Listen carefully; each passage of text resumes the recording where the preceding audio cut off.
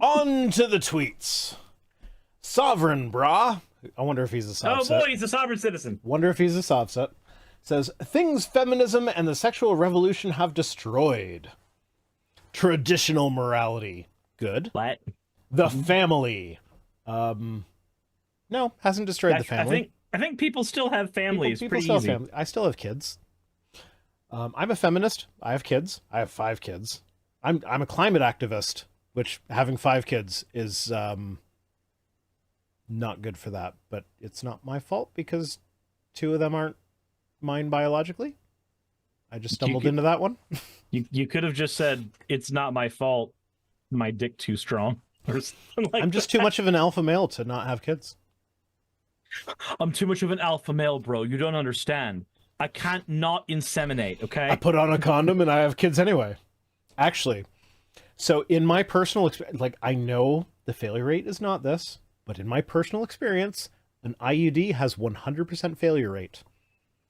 Is my 3rd child was an IUD baby, and my partner, she had an IUD put in. Like, I've had a vasectomy, so I can't get her pregnant anyway, but she had an IUD put in to, like, help with period stuff. Mm-hmm. And it was in for, like, all of, like, 6 months before it just ejected itself. And they're supposed to stay in for, like, 5 years and then be taken out by a doctor. Mm-hmm. So it's like, in my experience, IUDs don't work. Supposedly they have a really high success rate, but that's it. That's not my this is the anecdotes are not evidence thing. And it, like, yeah. You know, it's possible to flip a bunch of heads in a row. It's just not likely. And so I have gotten the not likely. But yeah, I'm so happy that I've been snipped and was not relying on that second IUD because I do not need a 6th child. Sure you do. Your wallet can afford it. It's fine. Yeah, Dark Excalibur says sample size too small. That's not all. It was too small. Am I right? He's talking about his wiener. Wait a minute. That's not what I meant. Okay. He's talking about his wiener. Other things feminism has ruined: the sanctity of marriage. His wiener. Feminism has ruined his wiener. Feminism ruined my wiener. Yep. The sanctity of marriage, which I would argue that's not really a thing to begin with. Like, marriage as an institution was basically the men in charge saying, these are the women that I own and you can't have. So I'd say that ruining that is a good thing. I just have to wonder, what does the sanctity of marriage actually mean? So, okay. It means one man possesses one woman nowadays. In the past, it was one man possesses as many women as he could afford to possess.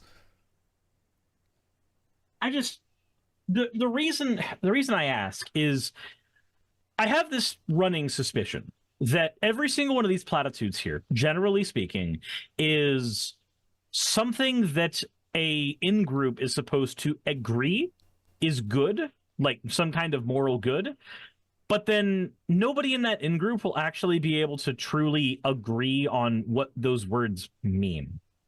What is traditional morality? Which tradition? From which era are we talking about? The family. Well, what does that mean? The modern nuclear family? Are we talking about a quiverful family? Are we going to talk about the individualistic family of North America? Or are we going to talk about the more collectivist families where you have multiple generations living in the house, which is arguably way better for the kids in those scenarios? We've got a bunch of different ideas behind what these words even mean. And yet, if you talk about those ideas, the people who these tweets are aimed at are all going to agree that these things are good. But I have a suspicion they're not going to agree on what these things mean. Yeah, and then feminism and the sexual revolution have destroyed birth rates. Again, I'd like to point out, I have 5 kids. Like, yeah, also, sure, 2 out of 5 of those, I didn't provide the semen that made the kid, but still, I have 5 kids. Also, we found that there's a lot of different things that affect birth rates, and it's not, quote, feminism. This is like when fucking Marty O'Donnell did his whole inflation only happens when governments overspend, and then you look at the history of inflation and go, well, there's a lot of factors involved. Mm-hmm. When we're talking about birth rates, Birth rates are affected by the income of the country, the GDP. Birth rates are affected by the average educational level of the country. Turns out more educated nations tend to have lower birth rates. Yeah. Also, vaccinations. The countries that have, and by vaccinations, I mean just medicine in general. Countries that have access to quality medicine and by proxy vaccinations tend to have lower birth rates. Yeah, because but Suris, also countries that have more women's rights also tend to have lower birth rates, because it turns out that when you give women options other than just being a baby factory at home, a lot of them choose to not just be a baby factory at home.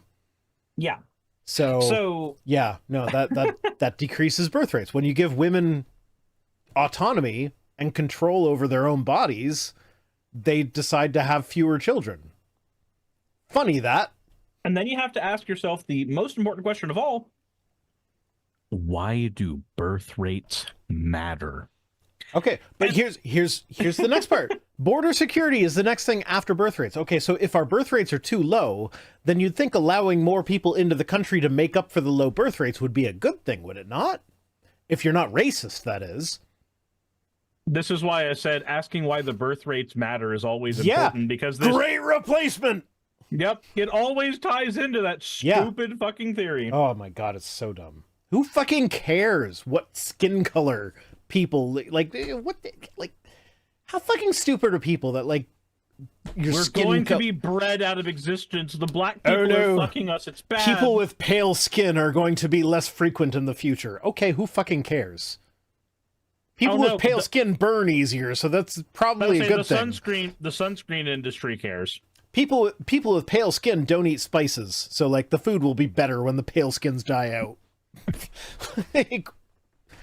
I mean, it's hard for me to think of a negative to white people being replaced. And the thing is, like, white people being replaced, what does it even mean? I'm not saying that white people should be replaced, that it's a moral imperative to replace white people. I'm just saying, like, it just doesn't matter. Fucking cares? Who fucking cares? Like, the minute that it's very, very hard to distinguish race between everybody is the minute that racism dies. Or, as humans always do, we'll find some other creative way to distinguish each other. But, like a religion, perhaps? There's no intrinsic value to a person's race in any way, shape, or form. The only value that comes from it, in as far as I can tell, is like if you happen to be somebody who's really into culture and you value the culture of your area a lot and you attach that to your biology. I like Scottish culture. My heritage is Scottish. I'm about as white can be.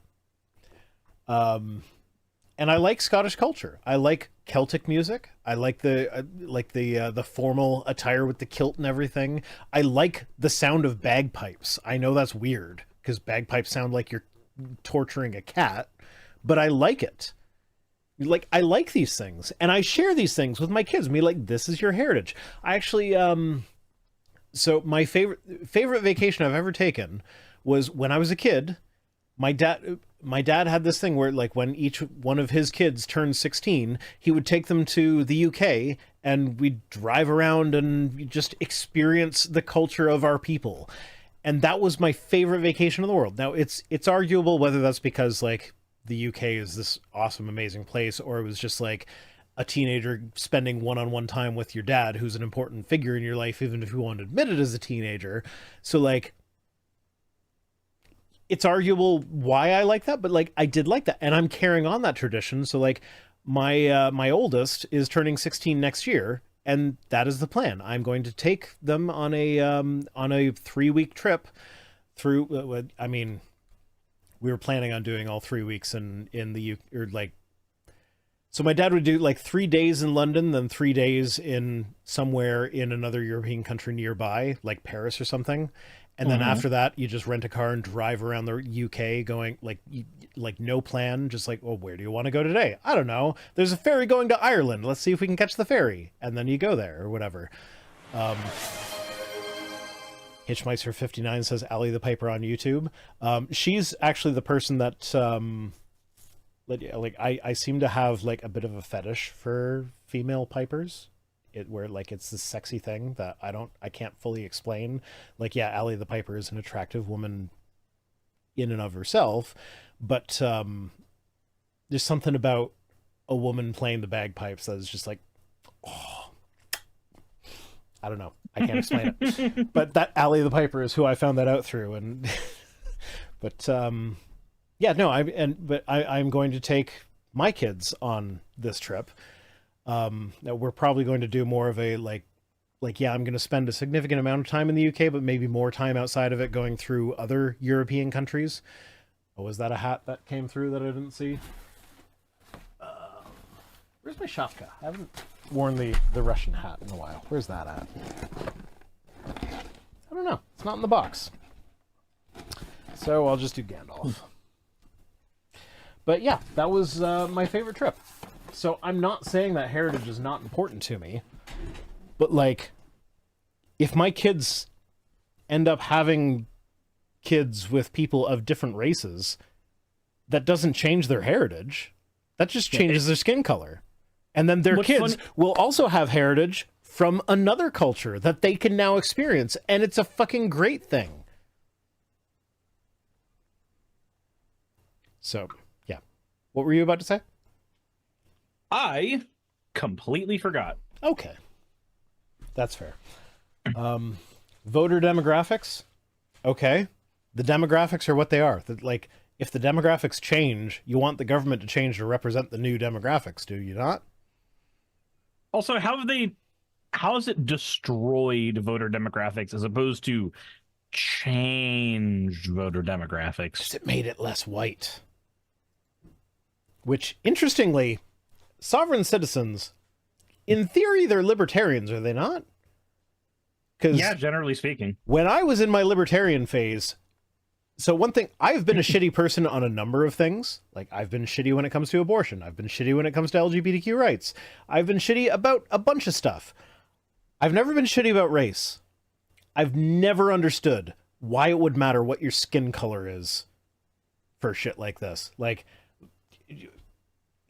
and when I was a libertarian, it was like, borders are an arbitrary thing that don't fucking matter. I still kind of hold that view. Where it's like, just let people live where they want to live and work where they want to work. Who cares what fucking country it is? That's still kind of my view. And especially like in light of that news item we covered, I don't know if it was last week or the week before, but where like immigrants are actually really, really good for the economy. So it's like, not only does it like, it doesn't fucking matter, like, just let people live where they want to live and work where they want to work, but also having more people come in to live and work in your place is a good thing for your economy. So like, maybe having open borders is actually a good idea. Like, not completely open in the libertarian sense, but like, I don't know. Fritz says, I guess I'm not wide enough. I haven't had Taco Bell and McDonald's in years. There's a whole conversation about what are different ethnic foods? What is white food? White food is burger and chicken tendy. Yeah, basically. I mean, there's more to British food than that, but like, yeah, white people food tends to not have as much seasoning. I remember a conversation my dad had with my uncle. My uncle's British, and my uncle was describing this very like delicious delicacy from back home that was it was a zesty white paste basically, and you would dip biscuits in it, and my dad just kind of looked at him and went, "Is it mayo? Is it ranch? Are you describing ranch? Ranch and mayo. Are you just describing ranch right now?" Like, yeah, and then of course feminism and the sexual revolution have destroyed millions of babies in the womb. So that's abortion. As we discussed, not really a baby. Even if it is a baby, my cannon needed firing. I needed ammunition, and I mean, look, some sacrifices had to be made. Vast majority of abortions happen when there is no brain to speak of, and all the rest of them happen before any part of the brain that is even capable of being a person exists. So, yeah, not a baby. Oh, Fusel says, as a white person myself, I despise mayo. So mayo by itself I don't really like, but like mayo based sauce, like a chipotle aioli or garlic aioli, like aiolis, mayo I'm in with a similar boat. I don't like mayonnaise that much, but like if you mix mayo and sriracha, that's heaven. Yeah, that's pretty good.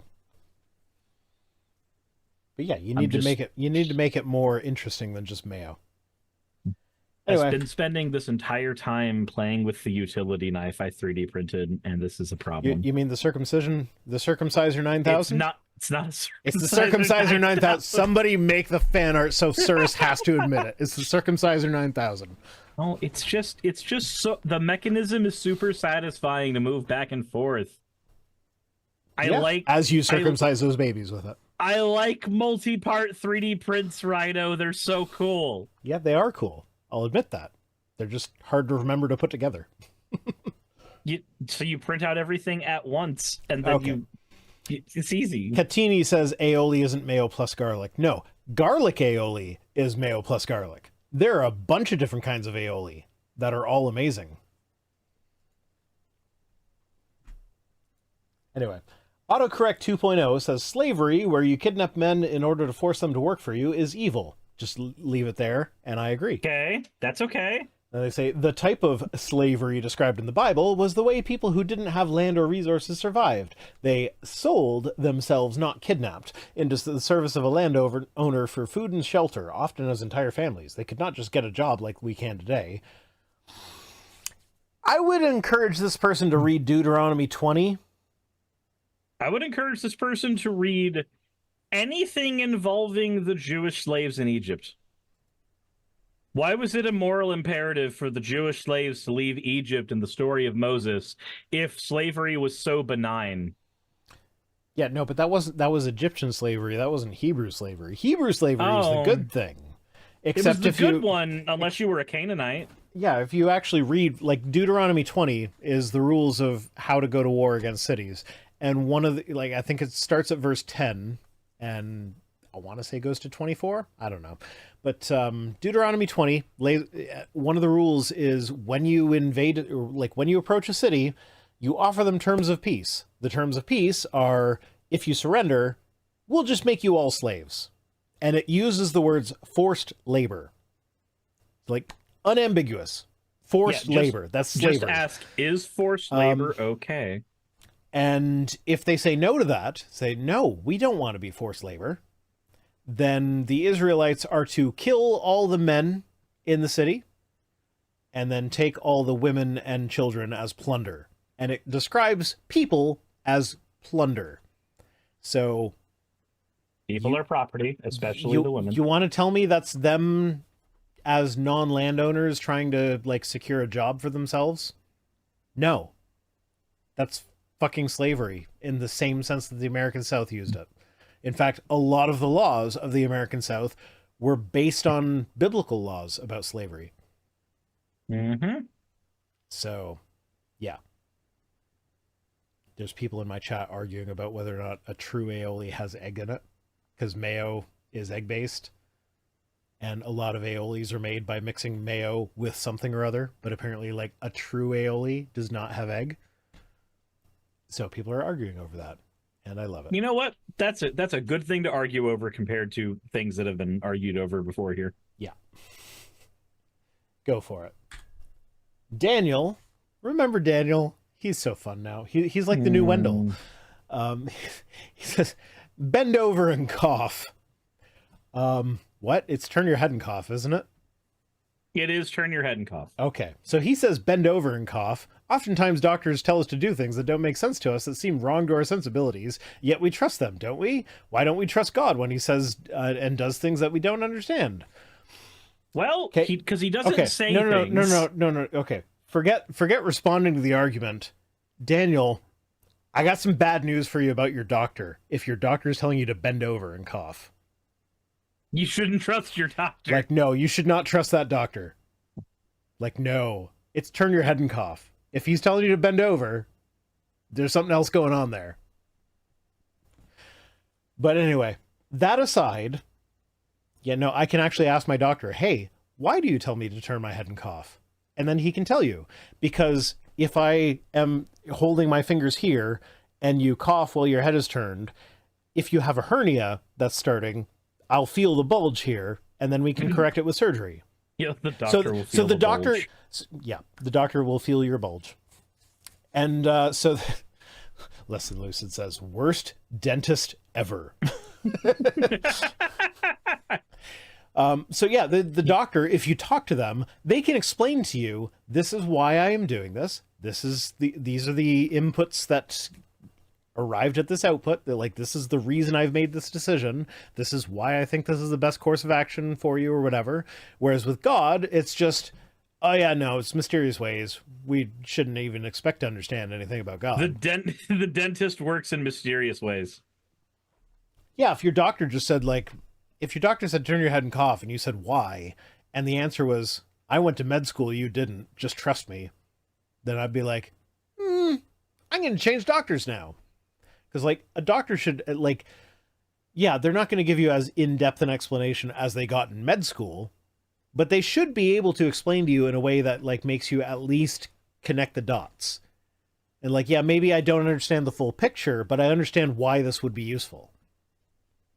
Whereas God, it's just like, nah, just trust me. I killed your baby of cancer for my grand plan. It'll work out for the best somehow. Oh, we have a Stoff in the chat. Stoff, go back earlier in the stream. There's some fan art that we need you to do that I forgot. Oh my God. And if you send a super chat or bits on Twitch, we get to hear Suris say... Vi says, Doctor, I have an aching, tight feeling in my anus. Will you help stretch it out? That's actually... So I'm scripting a video on porn right now, and one of the things I bring up, like, they talk about how, like, oh, porn gives you unrealistic expectations as to what sex should be. And I'm just like, okay, but like, movies provide unrealistic expectations, but we don't, like, campaign against movies because we recognize that they're fiction. So it's like, are you telling me that not once in my life am I going to come across an attractive young woman who is trapped in my dryer and the only way I can free her is by fucking her out of it? Are you telling me that that's never going to happen?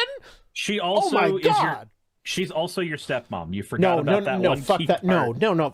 Fuck the steps relationship shit. I fucking hate that. It's so fucking stupid. Like, I get what they're going for. Like, they're going for, like, okay, some people have an incest kink, so if we make it step relationship or whatever, that'll kind of scratch that kink. Well, at the same time, thank you, Rosina. It says yay porn with an ooh from Suris. But at the same time, like, if we make it a step incest relationship, then it's not going to turn away the people that aren't necessarily into incest. So it's kind of like, it's kind of like the capitalism inevitability of, like, this is where we're going to end up because the kink is going to be there. It's the way to, like, it appeals to the people with the kink and it doesn't turn off the people without the kink enough to get them to go somewhere else. So suddenly everything is step whatever. Step and dryer. It's just fucking annoying. You. Step dryer coon. Jesus Christ. So, yeah, I wish they would stop that because, like, that's not my thing.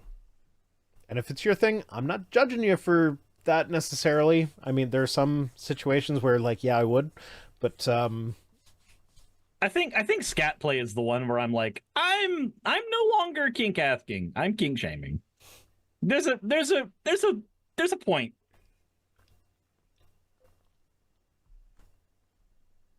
I don't know. Anyway, thank you for inspiring this conversation, Daniel. I'm sure you'll be proud. I'm sure you'll be proud that this is where we went with your tweet. Oh, this is fun. So, Rust Belt City Enjoyer says, every time, who wants to beat climate change? Leftists all raise their hand. Who wants to drive less? Leftists don't raise their hand. Drivers account for less than 13% of carbon emissions. Okay, forget that. how many I'm not gonna times? forget the actual. Okay, no. facts and- Forget that. Just look at the meme. Just look at the meme, Suris. I see the meme. Yes. How many fucking times have we been like, hey, 15-minute cities would be a good thing. Hey, trains would be awesome. Hey, public transit would be amazing. And then these people have been like, nah, 15-minute cities are a communist plot to try and trap us into our, like, I don't even fucking know what they think is the problem with communist cities. 15-minute cities. Like, more, like, how many times have you seen leftists being so disappointed that the United States does not have high-speed rail systems between cities?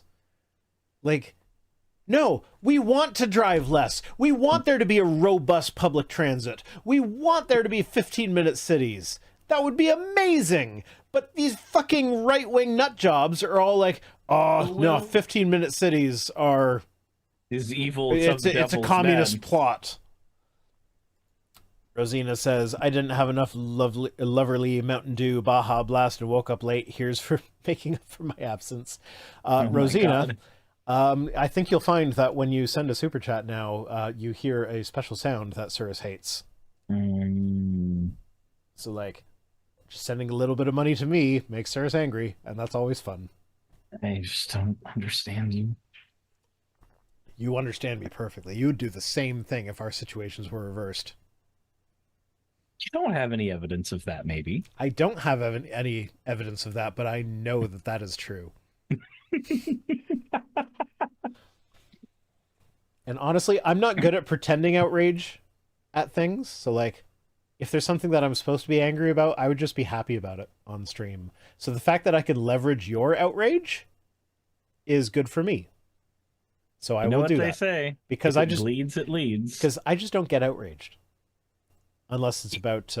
unless it's about kids dying, like earlier. Yeah, I consider kids dying to be something to be outraged about. Justifiable outrage. Rosina sent another $2 saying, ooh. Ooh. Okay. Oop. Nope. Clicking there. Next, we got Monica Hug says, chicks with penises are the favorite women among many atheists like Vice Rhino, Hemant Meta, and Rationality Rules, and many others. There are hardly any left that I can watch on YouTube. Sigh. Ooh. Rosina says, yay, it works. Yeah, no, chicks with penises are great. I don't know what they're trying to get at. Like, if you don't like that I don't treat trans women like shit, then I don't want you watching my videos anyway. Or I want you watching my videos so that you can change your mind. Because I have a shit ton of research suggesting that you're fucking wrong about everything.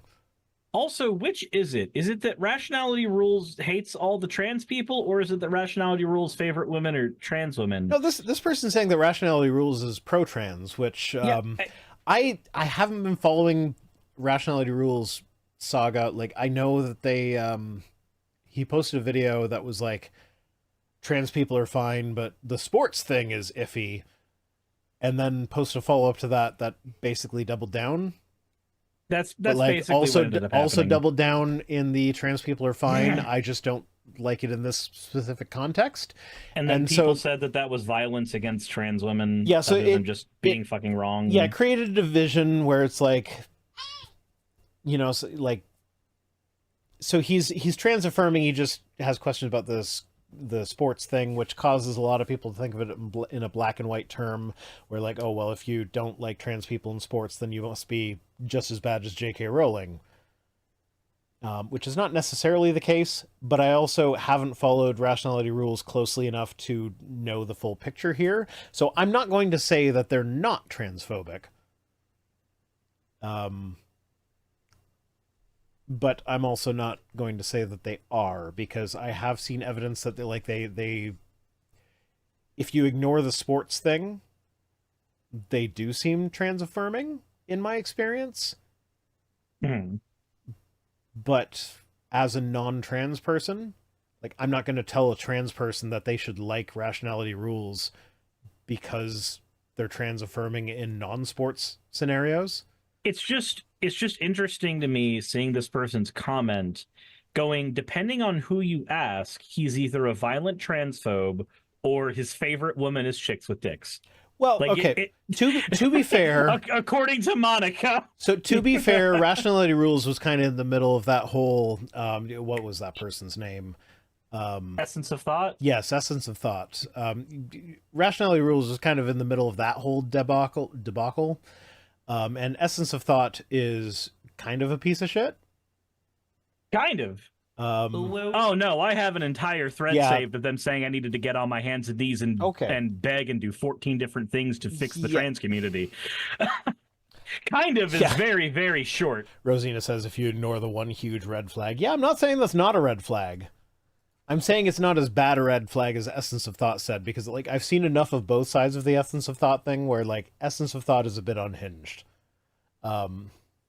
Like, I'm not going to tell trans people that they have to like Rationality Rules because, aside from sports, they're okay. Because, like, it's perfectly the sports fine thing, to not like them on the sports thing. Like, I actually have actively avoided promoting or mentioning them on my main channel because, like, I don't have enough time to, like, follow them closely enough to find out how their opinion has changed. So, like, for all I know, they're perfectly fine now. I don't know, and I'm not following it. I just know that last I heard, they were on the wrong side of the sports thing. But overall, they were affirming. So do with that information what you will. I'm not going to, like I said, I'm not going to defend them, nor am I going to attack them. I know Essence of Thought was kind of a piece of shit when it came to stuff like this. Just being trans does not automatically protect you from being a piece of shit. Nope. Because Essence of Thought, for those who don't know, they are trans, and they did kind of the same thing with Rationality Rules as like Thunderfoot did with Anita Sarkeesian, where like even if there was like a kernel of truth there, it got so blown out of proportion that it became ridiculous. But yeah, so let's set Rationality Rules aside. Haven't meta. My understanding is that's company that I would like to be included with because Hemant Meta seems to be pretty affirming. It generally seems to be a good guy. Again, we've talked about this before, where as atheist YouTube creators, we generally don't watch other atheist YouTube creators. So like, if I'm wrong about this, I'm not going to be like this isn't a hill I'm going to die on. Like, I am trans affirming to the end. If someone comes out and is like, oh yeah, it turns out this person was kind of a piece of shit. Yeah, you can like, reasonably, I'm not going to be like, go, oh, that sucks. Yeah. Hemant Meta, my understanding is Hemant Meta is pretty good. And Stephen Woodford, I'm not going to really comment either way because I've heard both that they've changed and are fine now, and no, they haven't changed enough and haven't apologized for the stuff they've done before. So I'm like, okay, I'm not going to pretend like there's not pain there. And then Rosina says, Vice Rhino doesn't watch his peers. No, I don't. No, generally speaking, once you start producing content of a certain type, then you don't end up consuming as much of that content for a variety of reasons. One of them is we're making it already, so like overconsumption of it burns you out faster. Yeah, it's like it transitions from being entertainment content that I consume on my downtime to this is stuff that I'm watching for work to like see things from different perspectives. And so like I don't actively avoid other atheist content, but like I don't watch it for recreation anymore. So like Apologia and Prophet of Zod are the two that like they're the ones that I probably watch the most, because Apologia, he tends to do like deep dive research sort of stuff that makes it easier for me to find shit because he cites his fucking sources.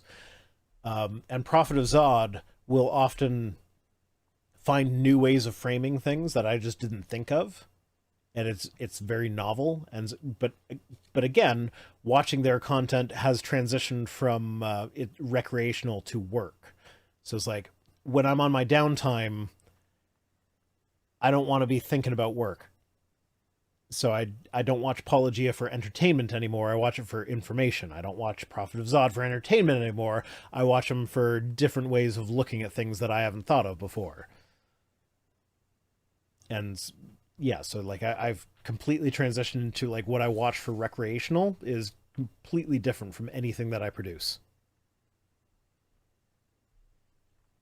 Also, I need to correct my friend Fritz on something real quick. They said, are you saying that it would be okay?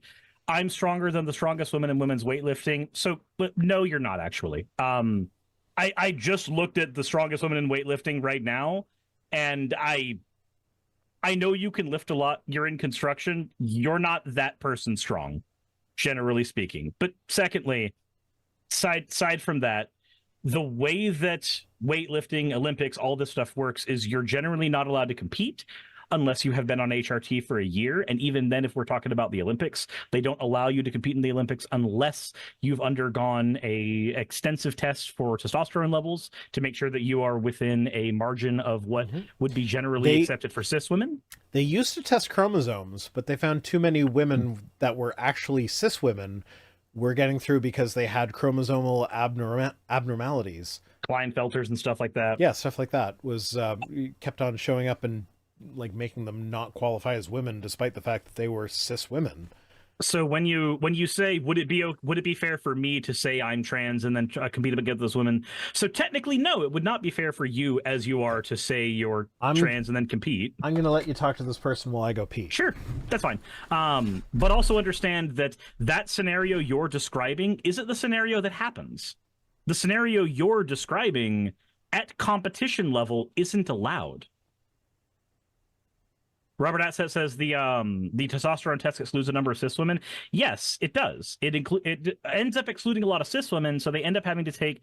There are cis women who, to compete in the Olympics, they have to actually take supplements that will lower their testosterone levels to what is allowed in the Olympics, because it is within such a small margin that there isn't a cis man that gets to compete there, generally speaking. So, like, you're right. You, as you are competing there, would not be fair. But for most of these competitions, you, as you are, wouldn't be allowed to compete. There'd be a lot of evaluations that would need to be done on not just your identity, but on your physicality, on your muscle density, on your testosterone levels, on whether or not you meet the criteria for what women generally have in these. Just like how we don't throw the world's strongest man in an MMA competition against like the dude who's halfway through featherweight competition. We have controls for that. It's the same thing with weightlifting. We don't put people in these competitions and then go, no, it's fair for anybody to go. We have, generally speaking, a lot of criteria that must be met before you're allowed to compete.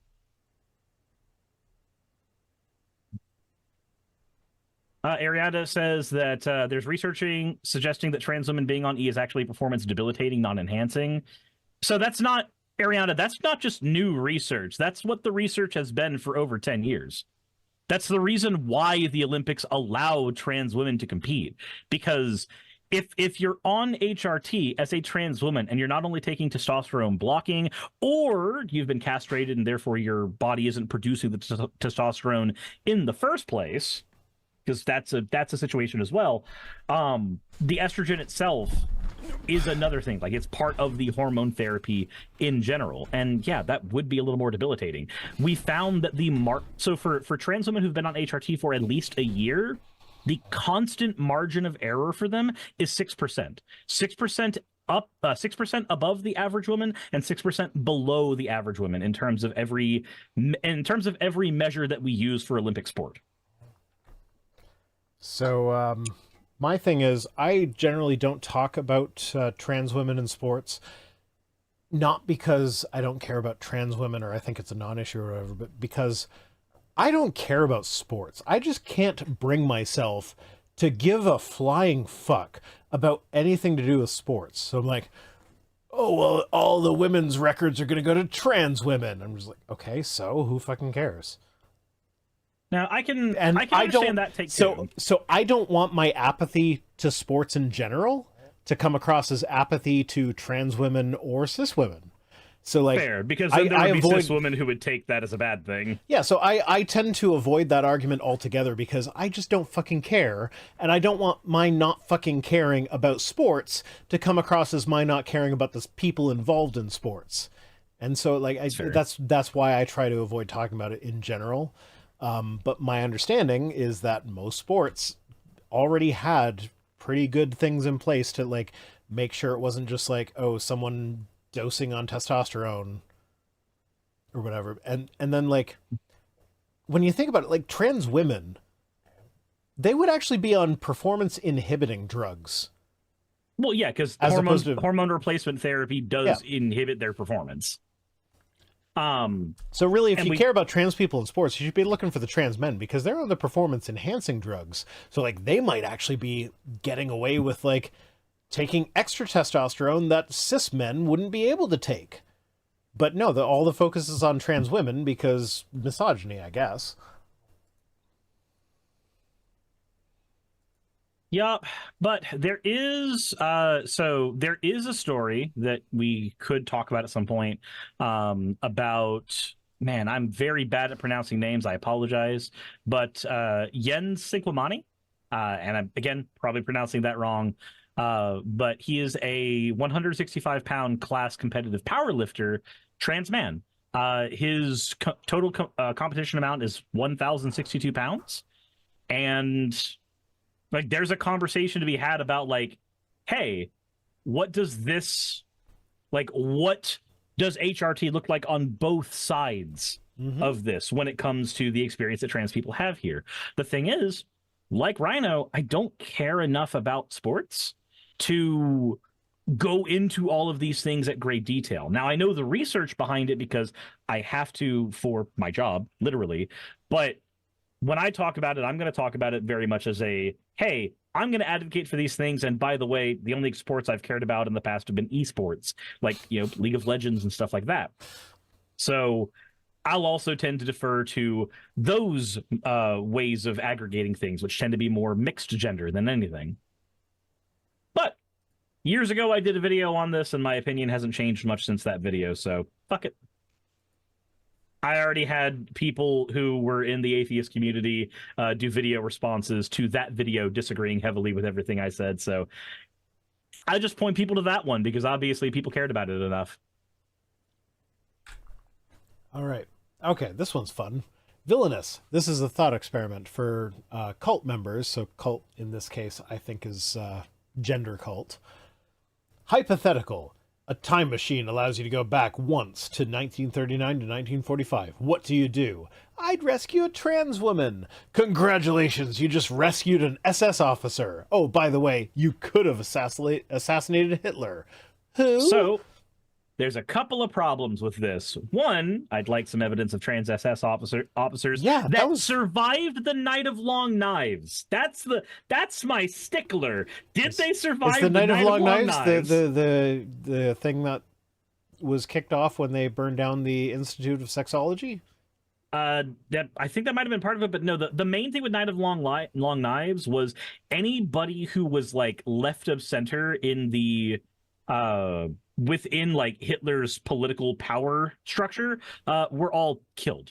Like just it was him going, all right, all these people who have helped me get up here, they're all dead. I think Goebbels was one of them. Like people who care more about World War II history would be able to give a more accurate summary of it. But the second problem, very important problem, we don't actually have any evidence that assassinating Hitler would have stopped the Holocaust, because Hitler's second in command was actually notably a lot worse than Hitler, and he would have probably been the one to take power after Hitler was assassinating Hitler doesn't necessarily stop everything. Are we talking about assassinating Hitler after he takes power, or are we talking about killing baby Hitler? I mean, obviously, it's starting in 1939, so this is assassinating adult Hitler. Yeah, okay, fine. But, like, hypothetically, if we kill baby Hitler, does that second in command still come to command? If we kill baby Hitler, then we don't get things like the we don't get things like the coup that Hitler did that gave him his notoriety in the first. God damn it, they gave him the notoriety in the first place. We don't get things like the bar speech that helped kick him off. We don't get any of the utilization of the German Workers' Party as the foundation for his movement. We don't get a lot of that stuff if we just get rid of baby Hitler. Yeah. So like, I don't know if we get a better or worse Germany there. I don't.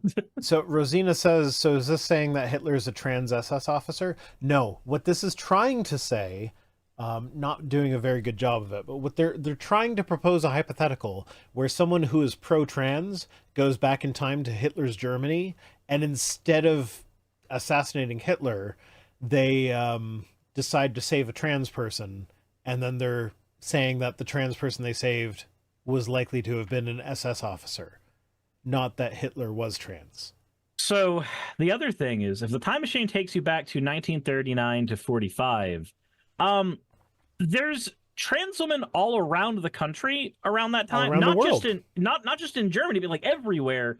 So there's no guarantee that you're grabbing an SS officer. Also, if you're actually going to quote talk to the gender cult, then you know what people like us would be trying to save. Like if assassinating Hitler's off the table and we can only save one thing, then we're saving the Library of Sexology. Like that. Yeah. Like, yeah. We're saving the years of research that were done burning there. down the Library of Sexology put trans research back at least 50 years. So I don't know, if you're going to claim to speak to the cult, quote, quote, then at least be able to speak whatever the fuck our language is being called. I don't know what we're calling it. So this is the tweet I was thinking of when we were talking about earlier about how like Hitler and trans stuff would actually come up in the tweets. I'm surprised. And you know what? I don't want to say it's a pleasant surprise because that would be a lie. But there's so many different factors involved in this particular conversation that it's very, very hard to figure out what angle you go at with it. So like it's again anyways, thoughts about everybody you love abandoning you are increasing. Anywho, so Rosina says, because if the time traveler didn't know about Hitler before they went to save the SS officer, then Hitler starts existing after the save? I don't know that follows the rules of the time travel here. This could also... Watch more Back to the Future, Rosina. That's not how it works. It could be worse. It could be time travel the way it exists in Dragon Ball. And then nothing you do can fix anything. Because in Dragon Ball, anytime you time travel, you create a new dimension. Every single time you time travel, you're just creating a new timeline where the decision tree changed at that moment. I mean, that makes sense. It's like in Dragon Ball, Trunks, his entire future is fucked. The apocalypse happened. There's like a few thousand humans alive, period. So he finds a way with his mom to go back in time to save Goku, the main character of Dragon Ball. Because as far as he's concerned, Goku dying of a heart virus is what caused the apocalypse to happen because Goku couldn't save them. So he goes back in time, saves Goku, leaves. 3 years later, Goku is sitting there taking the medicine for the heart virus, but still experiencing it. So he's out of commission for like a month or so. And Trunks comes back and everybody's like, hey, did it work? And he's like, so I learned a couple things about time travel. Nothing fucking changed. That's not saying your future's any better or worse. That's just saying, apparently I can't change my future. So I'm gonna camp here for a little bit, and I'm gonna see if I can't make sure things go right here. I mean, there's also the implication here that people with left-leaning tendencies don't know who Hitler was. Yeah. Like, what? Pretty sure everyone knows who Hitler was, even if they pretend not to.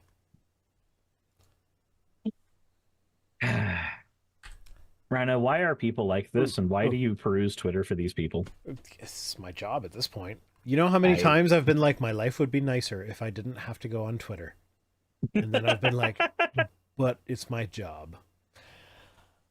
Paul Micken says, people are skipping over starter homes and jumping straight into 300,000 plus mortgages. That's one of the reasons they're financially failing. Your first car shouldn't be a Bentley. All right, so I know you live in rural Georgia, so this might be different for you. My first thought... no, the housing market's fucked here. Okay, yeah, but fucked for you means different than fucked for me. Because, so I live in the Niagara region. Specifically, I live in Fort Erie, which has a reputation for having really cheap houses because nobody wants to live in Fort Erie. Of all the places in Niagara you could possibly live, we're the least desirable. So our houses are the cheapest. That's why, like, the house that I live in, I paid $120,000 for it, something like, I think it was 12 or 13 years ago. Currently, it's technically valued at like $500,000. And that's the undesirable. And this is the undesirable location. So, out of curiosity, I was like, well, I wonder what the cheapest house in Fort Erie is. So I went to realtor.ca and I put in a filter. It was like, it has to be a house. And then there were 2 empty lots that were for building that somehow got categorized as houses. So I skipped those. And then the cheapest house after those 2, that was actually a house for sale in the region of like the Greater Toronto area that is known for having cheap housing, was this place for $269,000 and $270,000. That looks tiny. Okay, read the listing a little closer. Do you notice anything, Suris? Ontario number. I mean, it says 69. It's funny sex number. No. Go down a little. The bottom of the picture. 77 Edward Avenue. Wait, does it say 0 beds, 0 baths? Yeah. What the fuck? The cheapest house in the cheapest area of the Greater Toronto area is $270,000. Has 0 bedrooms and 0 bathrooms. You want to see what the inside of this place looks like? Sure. That's the inside. Wait, the walls aren't finished. That's the whole inside. That is the entire place. This is the cheapest place where I live. So I got curious, since we're on the topic. The average home value in Georgia is $327,000. Which means you can probably find a much nicer home than this for a lot less than $300,000 in Georgia. Yep. So, hold on a minute. So this sounds like a boomer who's doing the whole McDonald's is the starting job. This is your starting house. This is your starting car. Back in my day, I bought a small house for $70,000. Like, no, bitch. We're at the point now where what is a starting vehicle or house and what is just a place that you're stuck in or stuck driving in for 20 years is the same damn thing because you can't afford either of them. Yeah, no, like when my partner moved in with me, we actually looked into buying a house together to see if it was feasible. It was like the cheapest house that would fit all of us was over $500,000. It was like $600,000. I'm like, my house is theoretically worth $400,000, but it was one of those situations where it's like, I am privileged, and I know that I am privileged. So I do not have much of a mortgage on this house at all. So if I buy another house, ideally, I just want to buy another house and then like rent this place out. And because I'm a fucking bleeding heart liberal, I'm going to rent it out for a lot less than market value because I can't stand the idea of charging someone as much as I, in theory, should charge for this place. Mm-hmm.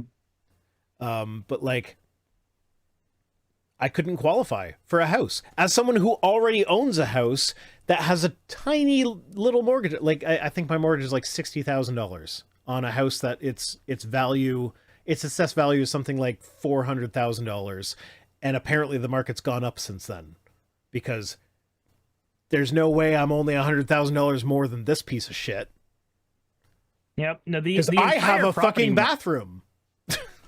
the entire property market is completely fucked 6 ways from Sunday. Yeah. The only way you have this take is if you don't know anything about the housing market right now. That's the thing. Like, I got in at a really fucking good time with my house.